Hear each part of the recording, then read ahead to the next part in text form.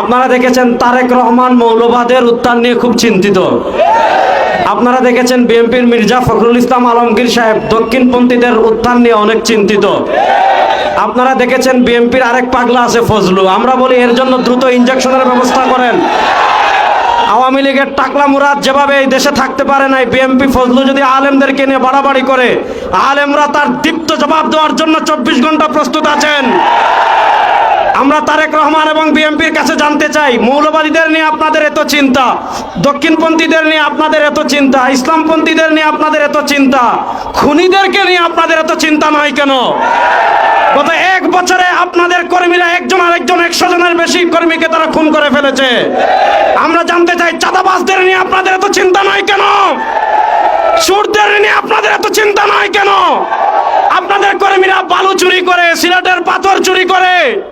সুতরাং আপনারা মৌলবাদদের নিয়ে চিন্তা করতে হবে না, ইসলামী রাজনীতি নিয়ে চিন্তা করতে হবে না, চোর টাকা সন্ত্রাসদের নিয়ে চিন্তা করেন।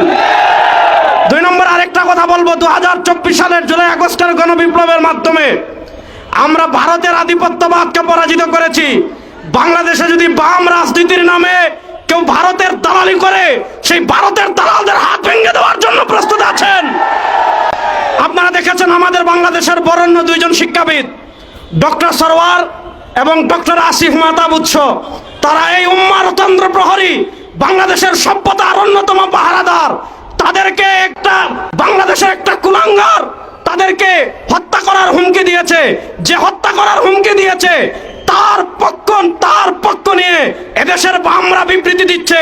আমরা স্পষ্ট ভাষায় বলি, ডক্টর সরওয়ার এবং ডক্টর আসিফ মাহতাব এদেশে একা নয়, তার সাথে বাংলাদেশের সকল মুসলমান আছে। তাদের 100 পশম যদি বাংলাদেশে কেউ বাঁকা করতে চায়, কিয়ামত হয়ে যাবে, কিয়ামত হয়ে যাবে। আমরা যেই নিয়তে তাহাজ্জুদ পড়ি, ওই নিয়তে ইসলামী আন্দোলন করি।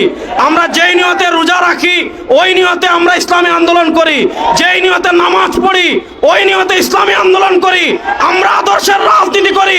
আদর্শের রাজনীতি কখনো 1-2টা আসনের জন্য বিক্রি হতে পারে না।